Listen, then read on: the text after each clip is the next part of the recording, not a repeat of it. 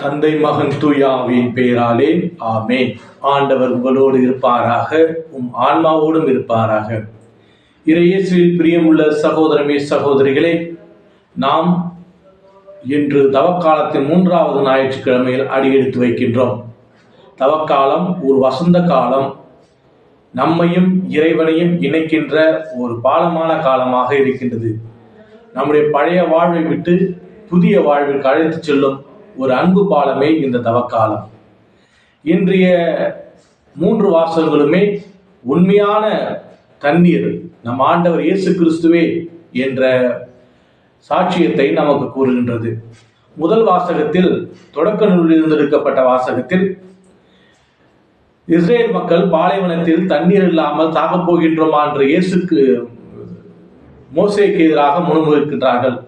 அப்போது மோசே இறைவனிடம் வேண்டி அவர்களுக்கு தண்ணீர் கொடுத்து அவர்களை தாகத்தில் தவிக்கின்றார். துன்ப நேரத்தில் மட்டும் நாம் இறைவனை தேடாமல் அனைத்து நேரத்திலும் இறைவனை தேட வேண்டும்.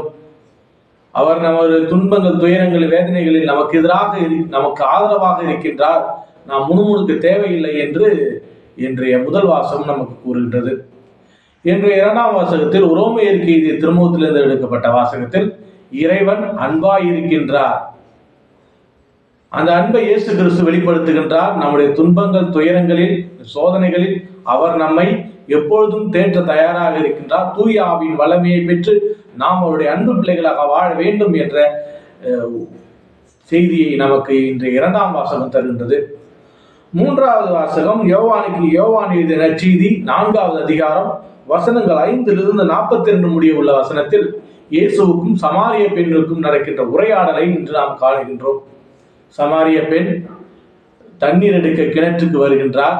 இயேசு அவரை சந்தித்து, இந்த தண்ணீர் உமக்கு தாகத்தை தீர்க்கும், உடல் தாகத்தை தீர்க்கும், ஆனால் நிலையான தாகத்தை தீர்க்க தந்தை இறைவனால் மட்டுமே முடியும், நானே வாழ்வு தரும் ஊற்று தண்ணீர் என்று கூறுகின்றார்.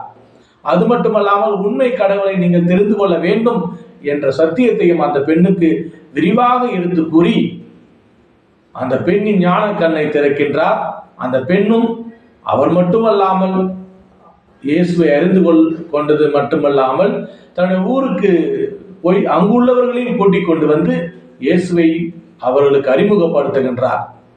அன்புமிக்க சகோதரமே சகோதரிகளே, இந்த ஞாயிற்றுக்கிழமை, அதாவது தவக்கால ஞாயிற்றுக்கிழமையில் நாமும் இறைவனை தேடுவோம், கண்டுகொள்வோம்.